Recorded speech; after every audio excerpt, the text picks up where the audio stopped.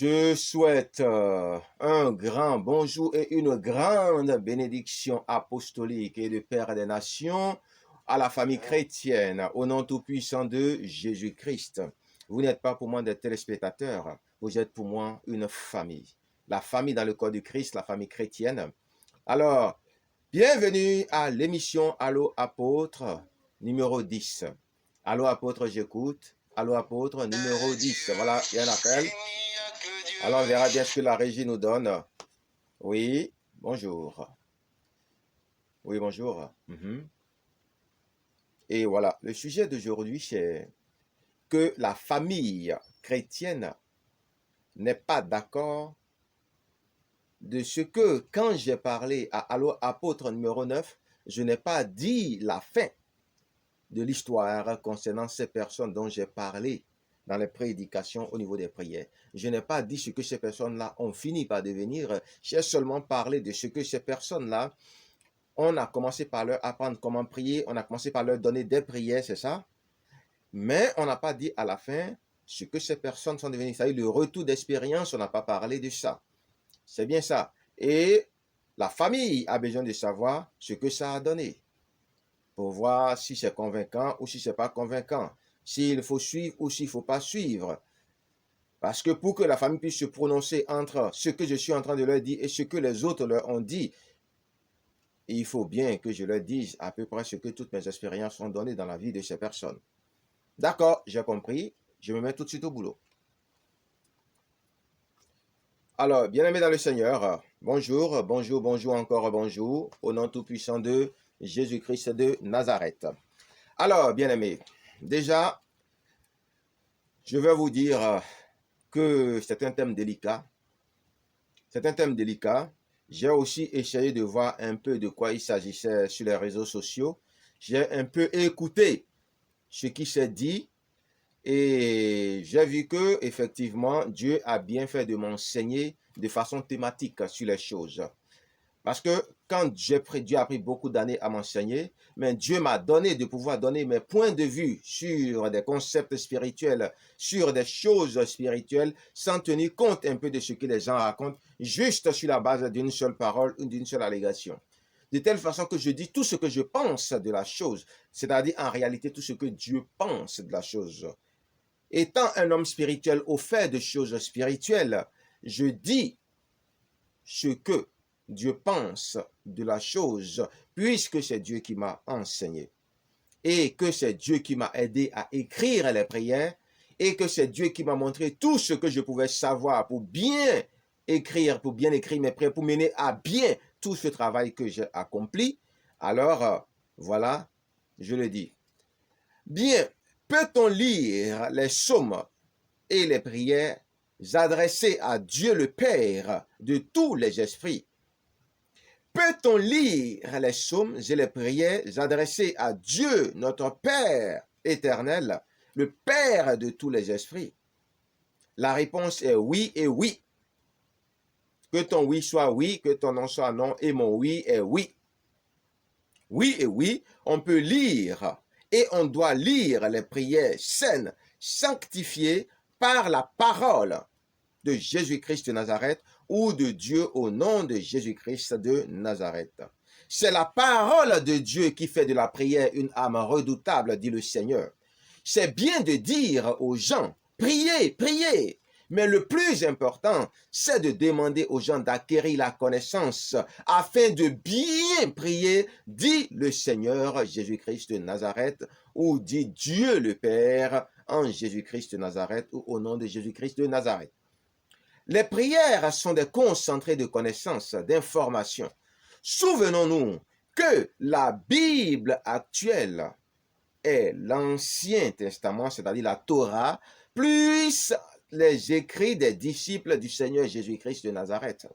Vous voyez, bien-aimés, alors que le Seigneur Jésus-Christ continue toujours d'établir des disciples avec les saints ministères et continue aussi d'envoyer des gens dans les mondes occultes afin de pouvoir avoir un retour d'expérience et de partager cela avec les enfants de Dieu. Vous voyez? Donc, toutes ces choses font que les révélations ne sont pas terminées. Dieu continue toujours de révéler. Et c'est pour cela que ce n'est pas juste et bon de dire que la Bible est clôturée. Mais le diable a clôturé cela pour semer de la chienlit, pour semer du désordre dans la vie des chrétiens. Pourquoi? Parce qu'aujourd'hui, les révélations continuent, mais tout le corps du Christ n'arrive pas à être béni de ces révélations. On est un peu comme au temps des premiers apôtres, où chacun avait des révélations par-ci, par-là, et travaillait uniquement avec ça. Alors qu'aujourd'hui, nous avons toutes ces révélations dans la Bible concentrées, mais le problème, c'est que les révélations qui continuent, parce que les ministères continuent jusqu'à la fin des temps, on ne les a pas. Vous voyez? Et ça fait que vous n'avez pas le choix. Vous êtes obligé de lire les livres des hommes de Dieu.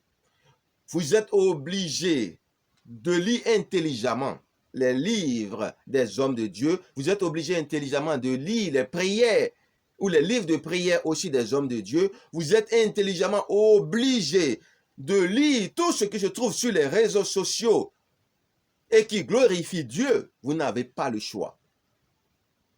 Vous ne pouvez pas vous contenter uniquement de la Bible. Vous devez connaître tout ce qu'il y a dans la Bible, mais ça ne suffit pas.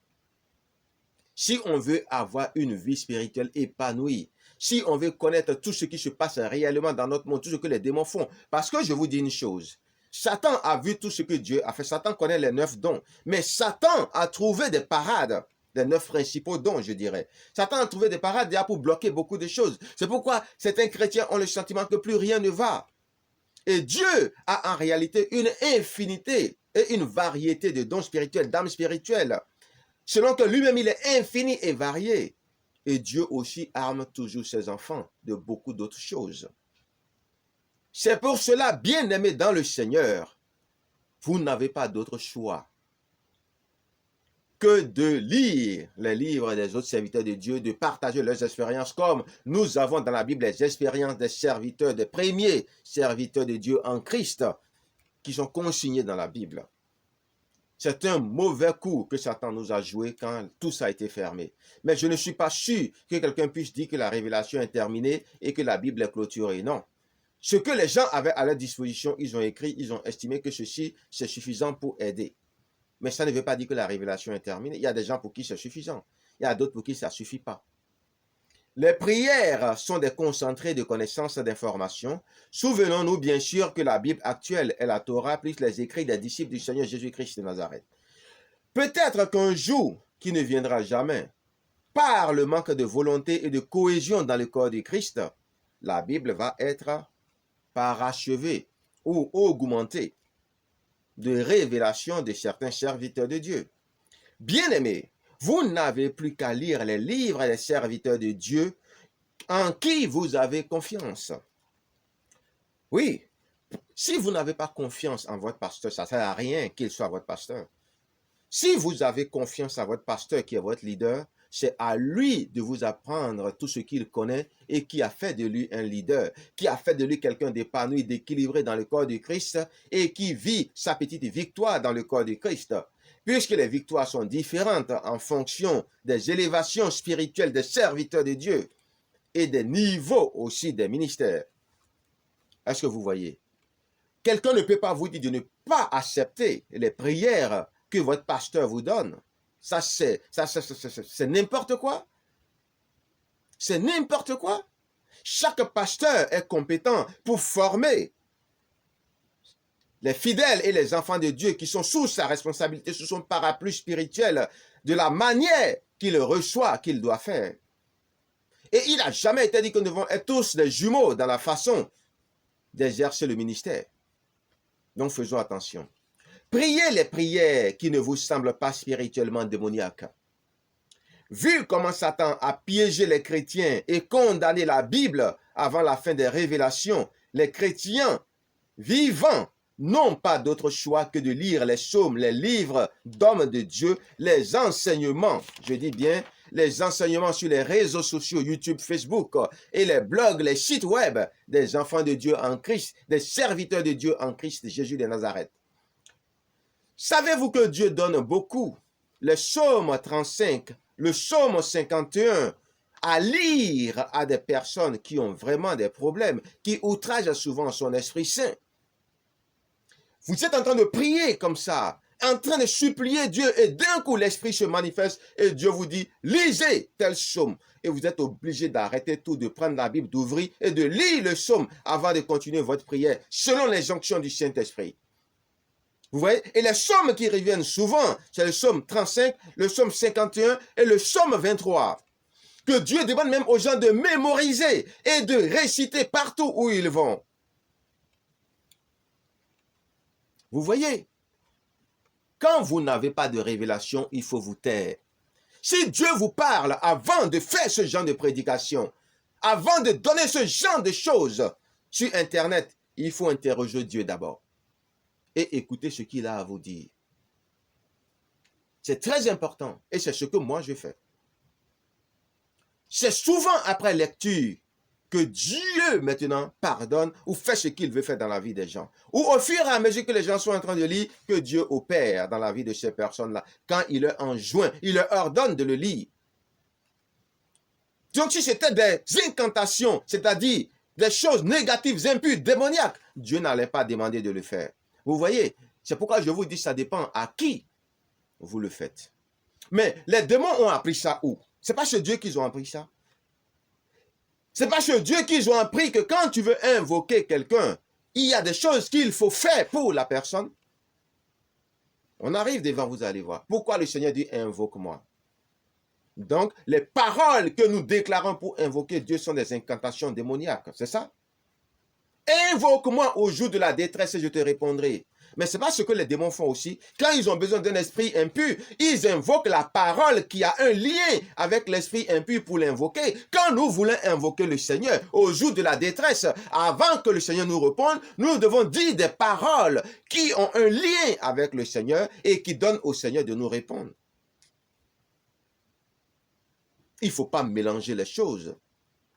Vous savez, ne soyez pas étonnés que je sois en train de dire ces choses. Notre ministère Arche de Noé de Bethléem, comme je le dis souvent, c'est la profondeur de la parole. Moi, Dieu m'a spécifiquement équipé pour démêler toutes choses dans la Bible.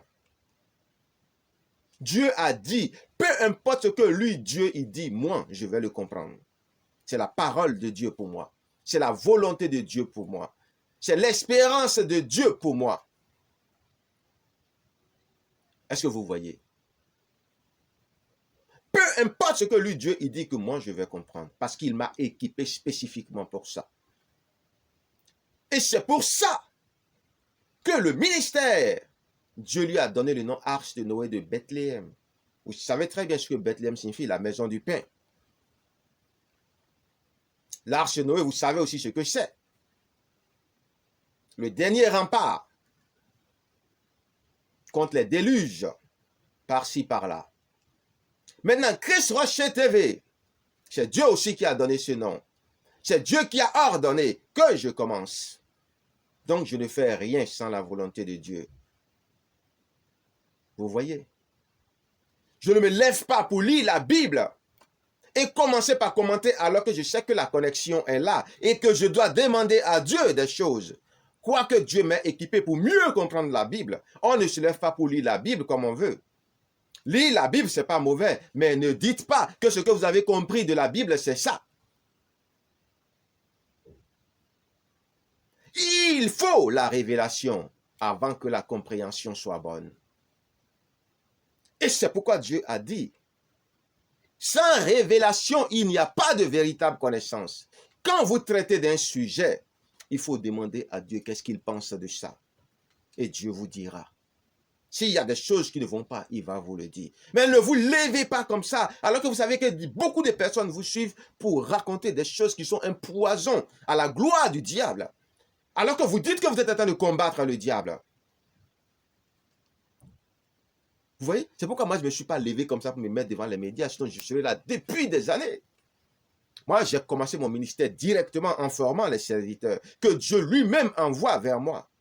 Les apôtres, les prophètes. Je me rappelle même qu'une fois, il y a une sœur que j'ai rencontrée là, elle m'a dit, mais comment ça se fait que tu formes les apôtres et les prophètes? C'est pas normal ça. Il est écrit dans la Bible, vous serez enseignés de Dieu. Comme si, même au temps des prophètes, il n'y avait pas une école des prophètes. Je me demande comment cette sœur-là a lu sa Bible ou lit sa Bible. Dans l'Ancien Testament, il y avait une école des prophètes. Et ce sont les gens de l'école des prophètes qui avaient dit à Élisée, est-ce que tu es au courant que Dieu va enlever Élie? Et Élisée leur a dit, oui, je suis au courant. Vous voyez? Ce n'est pas parce qu'on est serviteur de Dieu qu'on ne doit pas se faire enseigner, qu'on ne doit pas rechercher la connaissance. La connaissance, il faut aller la rechercher. Il y a des bénédictions qu'il faut aller rechercher, dont la connaissance en particulier. Même quand Dieu t'établit, si tu rejettes la connaissance, Dieu te rejette de son sacerdoce.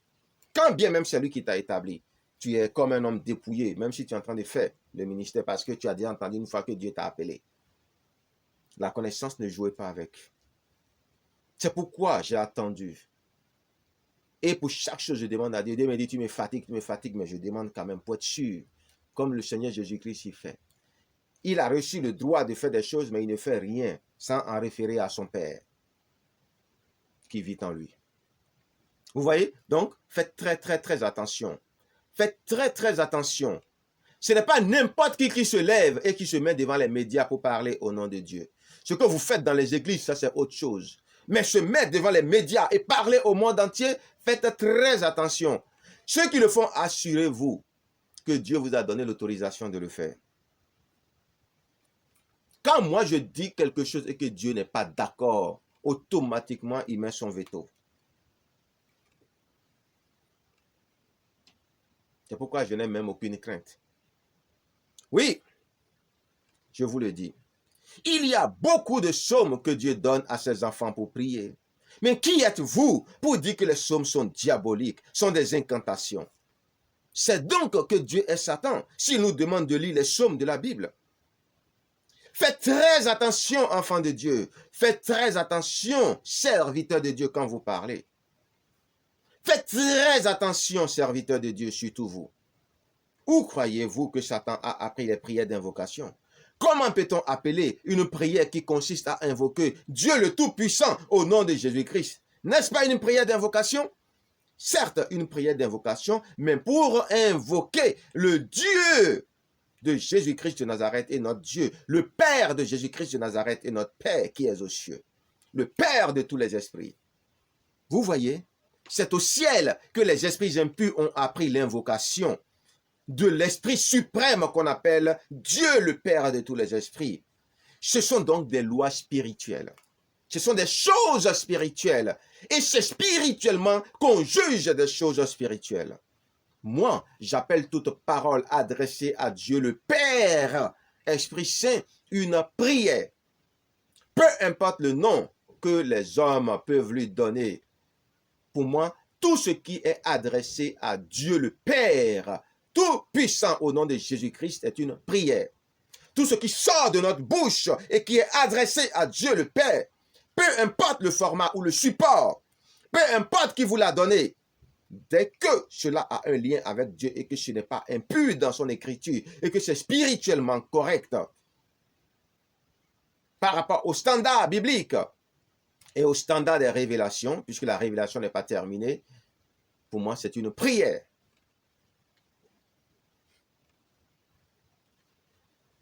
Ne nous fatiguons pas avec les mots, les gros mots pour rien dire. À qui adressez-vous vos paroles, vos prières, vos lettres, vos messages, vos psaumes, vos supplications, vos incantations, tout ce que vous voulez? Si c'est à Dieu le Créateur du ciel et de la terre, le Père de notre glorieux Seigneur Jésus-Christ, le Père éternel, le Dieu de tous les esprits, ce n'est pas impur. Ce n'est pas diabolique, ce n'est pas démoniaque, ce n'est pas satanique, ce n'est pas sorcellérique, ce n'est pas ténébreux, ce n'est pas obscur, ce n'est pas occulte. Ce n'est qu'une parole que vous adressez à Dieu. Et Dieu va juger le pouvoir de vos paroles, de vos prières, et va agir en fonction de ça. Un point, un trait.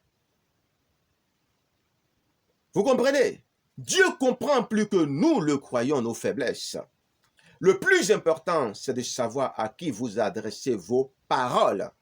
À Dieu ou au diable. Dieu a gravé les lois dans nos cœurs. Nous avons une bonne conscience de ce qui est bien et de ce qui est mal. Donc, quand nous avons quelque chose devant nous, quand c'est bien, on sait. Quand c'est mauvais, on sait. C'est pas parce que, selon ton degré de connaissance, tu estimes que quelque chose est mauvais, que c'est forcément mauvais pour l'autre. Et Dieu étudie aussi nos motivations. Vous voyez? Le plus important, c'est de savoir à qui vous adressez vos paroles, vos prières. Est-ce que c'est à Dieu que vous adressez vos paroles ou est-ce que c'est au diable? Est-ce que c'est au Seigneur Jésus-Christ de Nazareth que vous les adressez ou c'est aux démons, ou aux sorciers, ou aux occultes, ou aux impurs, aux ténébreux? Si c'est à Dieu au nom de Jésus-Christ que vous adressez vos prières, c'est bon. Même si le pouvoir de vos prières, de vos paroles peut être insuffisant parce que vos prières ne sont pas corsées. Et à ce niveau, je vais m'arrêter et dire quelque chose d'important. Quand j'ai dit que j'ai corsé le Notre Père, que j'ai amplifié le pouvoir de notre Père, c'est parce que Dieu m'a appris à amplifier le pouvoir des prières. C'est parce que Dieu m'a donné la connaissance que chaque prière que nous faisons, chaque parole que nous lui adressons a un pouvoir, se transforme en un pouvoir. Et que c'est ce pouvoir-là qu'il prend pour pouvoir agir dans nos vies. Le pouvoir peut être petit, il peut être moyen, il peut être grand. Est-ce que vous voyez? Alors, à partir de ce niveau, la manière dont j'ai procédé est simple. Je n'ai pas enlevé une seule virgule de notre Père qui est aux cieux. Je n'ai en réalité que faire le commentaire de chaque partie, chaque étape. J'écris correctement la partie sans l'enlever, sans enlever une virgule dedans, et après je corse. Je fais une forme de commentaire, mais en allant plus loin de chaque partie. Donc, quand on regarde dans le travail que j'ai fait, le Notre Père est intégralement présent. À la seule différence que j'ai rajouté d'autres parties, des commentaires, sans pour autant toucher à l'intégrité de cette prière parfaite, selon certains serviteurs de Dieu, et de cette prière modèle selon d'autres serviteurs de Dieu. Donc, que les choses soient claires. Maintenant, quand vous priez vos prières, se transforme en un pouvoir que Dieu, au nom de Jésus-Christ, prend pour régler vos problèmes prioritaires, c'est-à-dire quoi? Vous pouvez prier pour quelque chose et vous allez voir que Dieu règle un autre problème au lieu de régler ce problème. Pourquoi? Parce que c'est ce problème-là qui allait vous tuer.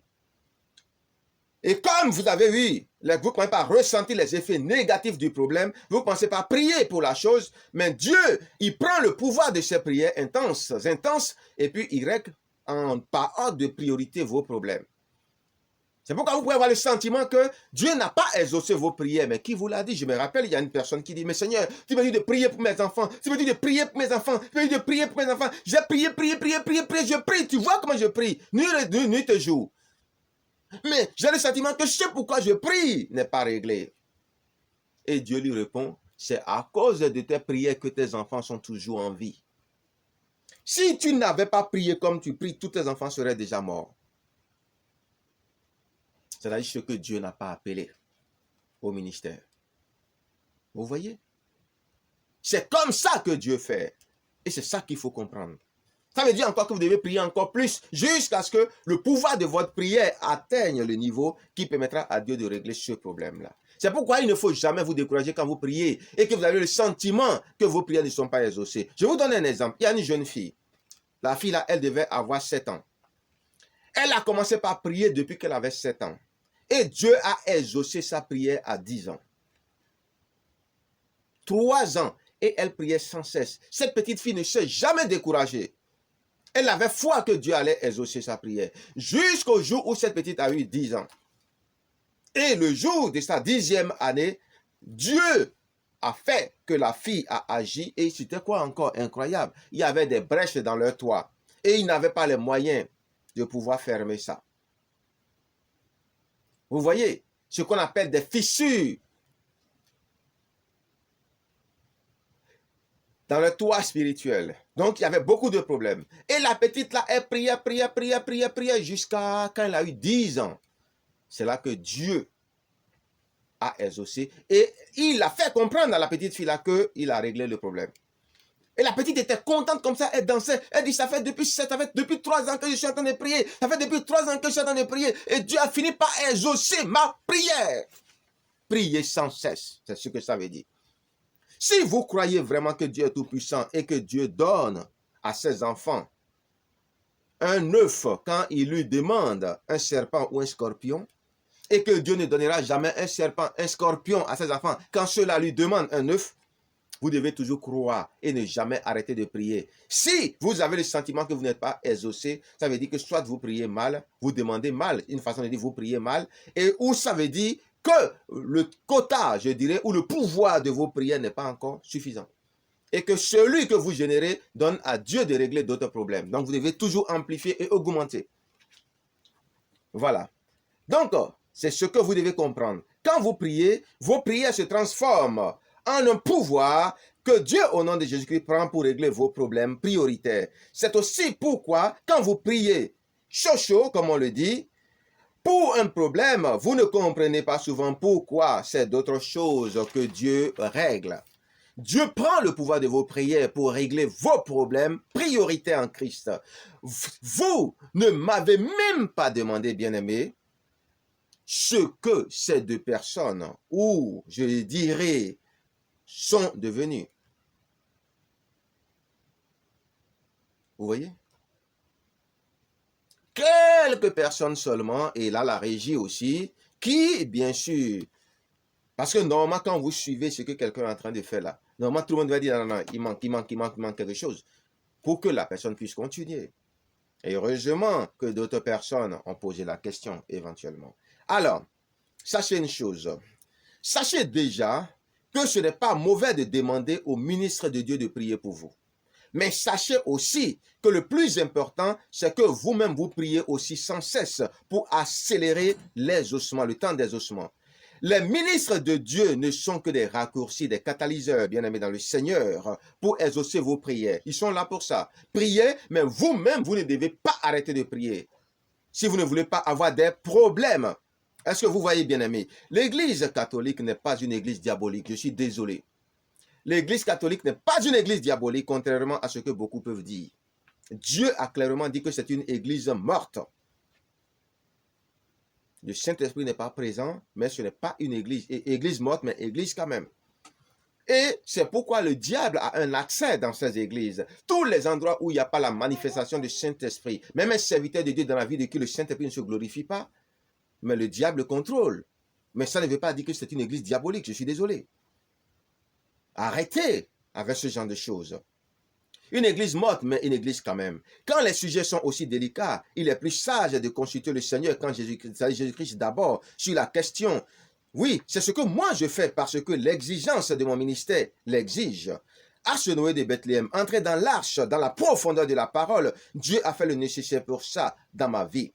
Tous ceux qui ont connu des expériences avec les esprits impurs, tous ceux qui reçoivent des enseignements venant des démons pendant les délivrances ont un grand intérêt à écouter mes enseignements canalisés par Dieu au nom de Jésus-Christ. C'est ainsi que vous pourrez corriger vos erreurs et les poisons de vos enseignements, de vos connaissances manipulées délibérément par les démons. Si quelqu'un est vraiment connecté à Dieu, qu'il demande à Dieu s'il se porte garant de mes enseignements. Je dis bien, si quelqu'un est vraiment connecté à Dieu, qu'il demande à Dieu s'il se porte garant de mes enseignements.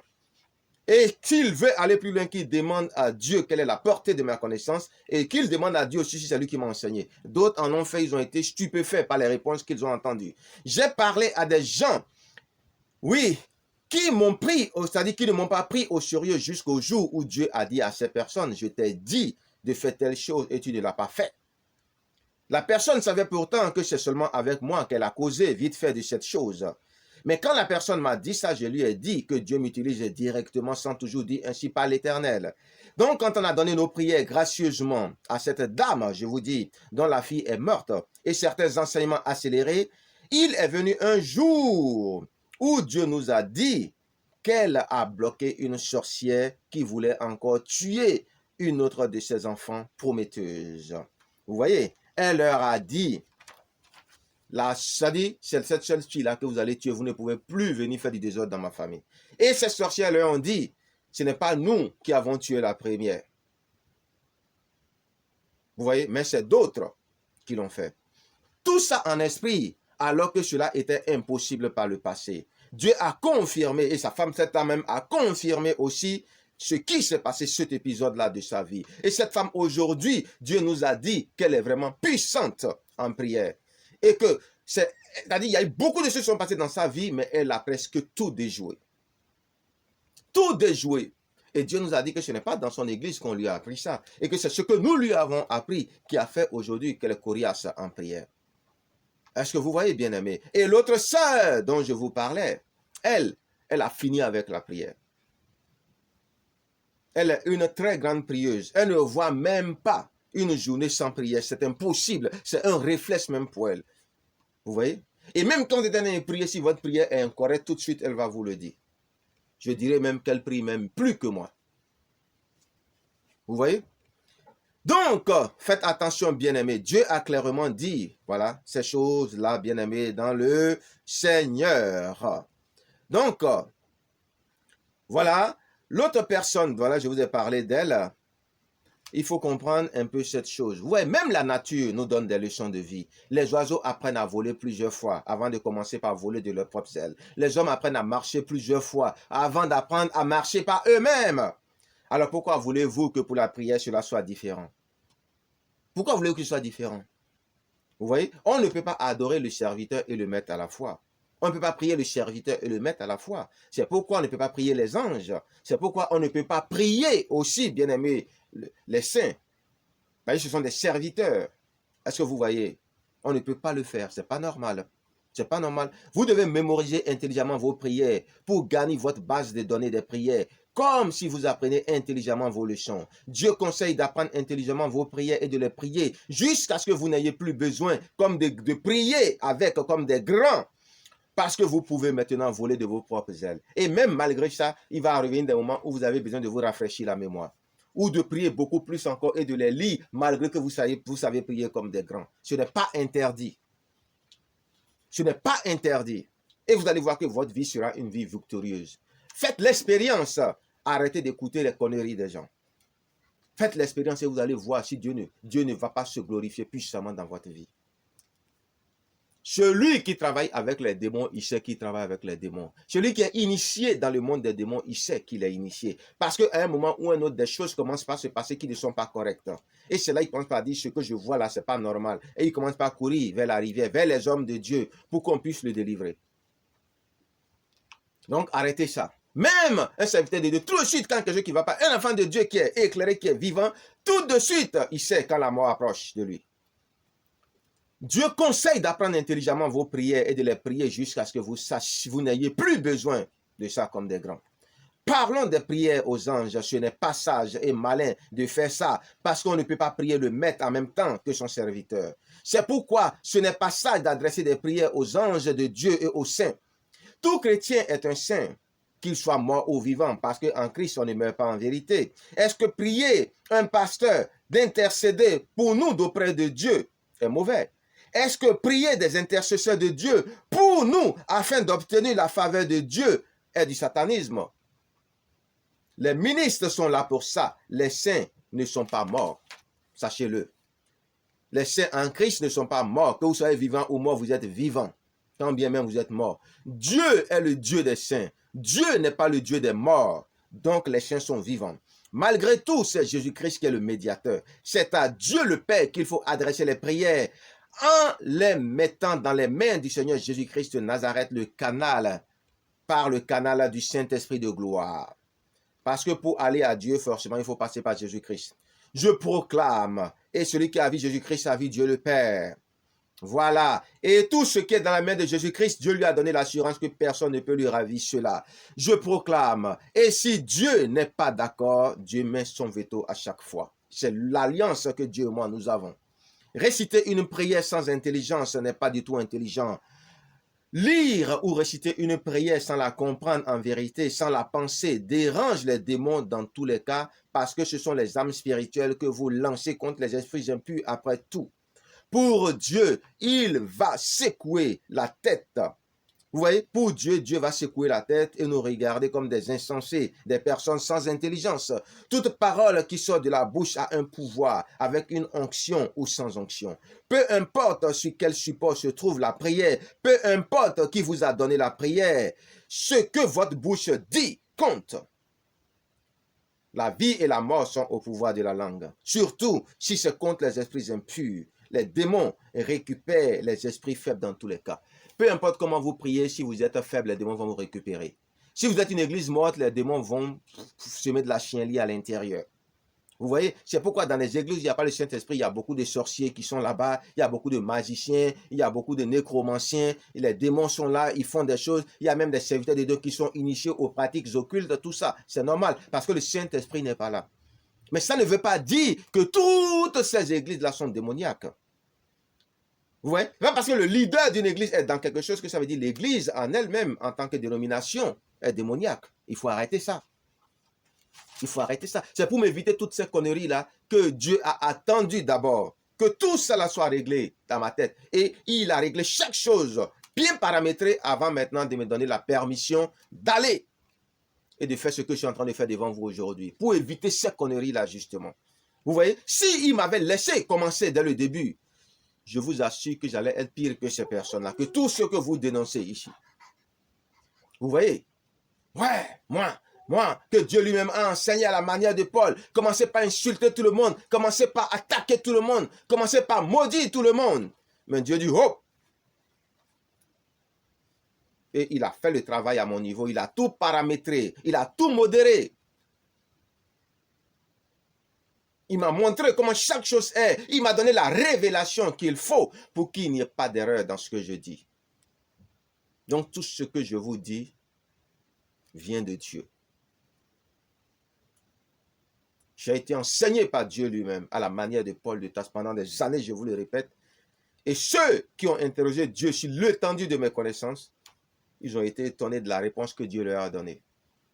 Donc, vous qui avez eu des expériences avec les démons, vous qui avez eu des expériences avec les sorciers et autres, les magiciens, écoutez mes enseignements et ça va vous permettre de corriger.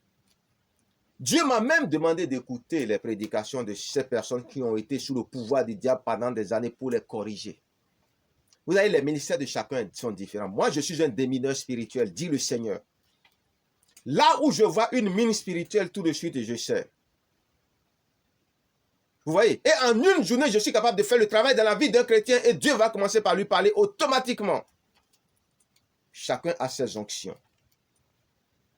Quand Dieu dit à quelqu'un de faire un travail, la personne fait son travail, je ne veux pas accuser la personne de ce qu'elle fait parce que Dieu lui a dit de faire ça. Mais en même temps, Dieu a demandé aussi à d'autres serviteurs de corriger. Et c'est moi, mon domaine, c'est ça mon métier. Donc, peu importe ce que vous faites, venez compléter vos connaissances sur Christ Rocher TV pour pouvoir mieux améliorer ce que vous dites. Parce que soyez sûr d'une chose, le diable a distillé du poison dans vos enseignements, dans vos connaissances, à travers les illusions et beaucoup d'autres choses. Parce qu'il savait que Dieu pouvait vous récupérer à un moment ou un autre s'il n'arrive pas à vous tuer. C'est pareil pour ceux qui ont été sorciers, c'est pareil pour ceux qui ont été satanistes. C'est pareil pour ceux qui ont travaillé les démons, c'est pareil pour ceux qui ont travaillé dans le monde des ténèbres. Et c'est pareil pour ceux qui écoutent les prédications qui viennent de la bouche des démons pendant les temps de délivrance. J'ai toujours remarqué quand je suis en train de voir ces personnes-là faire que ces personnes-là boivent généralement tout ce que les démons racontent. Alors que les démons sont enseignés comme des pros pour pouvoir tromper. Comme les féticheurs font un peu de vérité, c'est-à-dire ajouter au mensonge et tout devient du poison. Vous voyez? Donc faites très attention à ça, bien-aimés dans le Seigneur. Que Dieu vous bénisse. Et c'est un peu ce que je voulais dire au nom tout-puissant de Jésus. Mais moi, les personnes que moi j'ai coachées, aujourd'hui, elles sont douées en prière et elles n'ont même plus besoin de moi. Quand elles sont en train de prier même, tout de suite, les gens ont envie de les utiliser comme des servantes, les envoyer directement à l'école du ministère. Et elles disent non. Si Dieu ne m'a pas appelé, je ne vais pas. Pourtant, ces personnes étaient là depuis, les gens n'ont jamais vu ça. Dès que les personnes ont vu ça, tout de suite, ces personnes ont vu que des choses ont changé. Vous voyez? Voilà ce que je voudrais vous dire. Écoutez ce que je vous dis, expérimentez. Et vous-même, vous allez voir par vous-même. Parce que le salut est personnel. Au nom tout-puissant de Jésus-Christ, restez bénis, restez bénis, restez bénis. Que Dieu ouvre votre intelligence au nom de Jésus. Mais ceux que Dieu a demandé de faire leur job, faites votre job. Mais moi aussi, je fais mon job. Ne m'en voulez pas. Au nom de Jésus. Allô, apôtre numéro 11. À la prochaine fois. Ciao, ciao.